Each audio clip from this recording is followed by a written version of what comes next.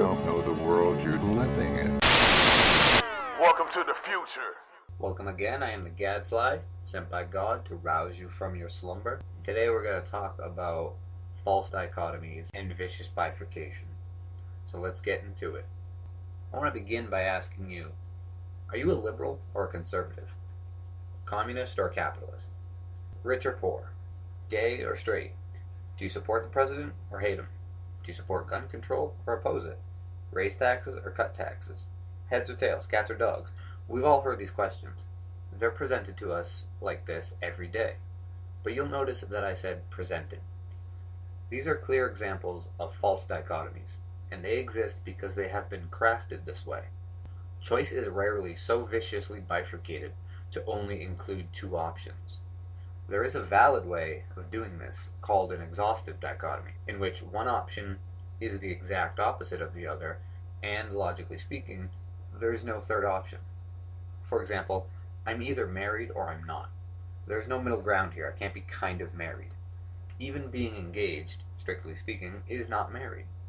It becomes a false dichotomy when it is presented as exhaustive, but logically speaking, there are other possibilities. I'm either married or I'm not. However, it's not the case that I'm either married or I'm engaged. I could be engaged, but I could also be single. I could either want to raise taxes or cut taxes. Or I could want to abolish taxes. Or I could want to abolish private property. Or I could want to restructure the tax system entirely. I'll grant that some options might have more political feasibility given a nation's political climate. But we're not being told the whole story when we are told to choose between these paper or plastic options. The reason I bring up false dichotomies and vicious bifurcation is because it is another one of the ways in which we are misled by the powers that shouldn't be within society. As you will recall from episode 5, there are certain groups in society that want to deceive us, to make us think a certain way, because they benefit from our deception. But there are also ways in which we deceive ourselves by being ignorant. If we don't recognize that there is a problem, then we don't recognize all of the solutions.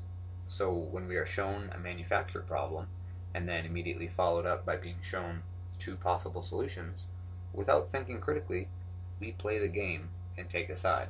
One of the things I think philosophy can do for the listeners of this show is to expose the vast amount of false dichotomies with which we are presented by politicians, corporations, the media, academics, social commentators, and anybody else who wants us to take an opinion. Because usually what happens is somebody comes to us with an opinion, whether they explicitly express it or not. They present to us a solution to a problem that you may not even have known existed. Then they produce the position with which they most disagree as the alternative. For example, we either should have cap and trade in the United States, or you hate the environment, as if there are no better alternatives to the admitted destruction that is being done to the environment. Either we ban guns, or you don't care about mass shootings, as if there aren't better alternatives to the horrendous crisis of mass shootings.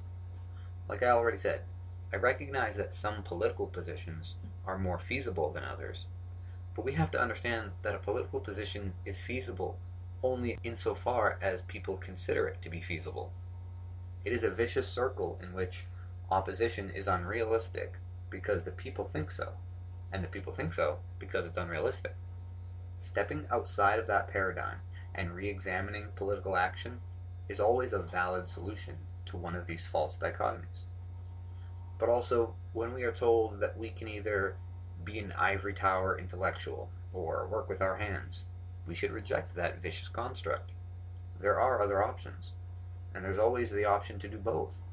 The samurai wrote poetry, read philosophy, fought wars, gardened, hosted tea ceremonies, raised families, and learned martial arts. But modern students are led to believe that they can either be a philosopher or a plumber, nothing else.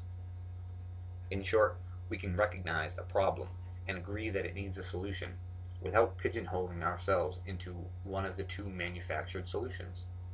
We can recognize that there's a gun violence problem without deciding to ban weapons or sit on our hands. We can recognize that industrial business harms the environment without deciding to tax CO2 emissions or pretend that it's 100% cyclical. We can agree that the poor should not suffer without being forced to choose between total government dependence and an unhelpful, pull yourself up by the bootstraps attitude. A lot of the time, the reason issues are presented to us with two diametrically opposed solutions is a sort of modified radical flank effect. The radical flank effect in social and political theory suggests that those who advocate for an unreasonable or radical solution to a problem make the more moderate position more palatable to a public who would, objectively speaking, oppose it. Simply stated, radicals put things into perspective. Whenever someone can say, look, I'm not trying to go as far as those crazy people, they can act like they are offering a healthy middle ground. False dichotomies are often offered in an attempt to frame a conversation such that anything other than the two positions offered seems unreasonable and crazy. But as Epictetus and Socrates and Diogenes and many other ancient philosophers have tried to teach us, if you're going to be a critical thinker, you should be ready to be thought insane. Thanks for watching. Please like the video, comment down below, and subscribe to the channel to continue on this path of insanity that I encourage through this show. They were meant seen, either that or everyone else's.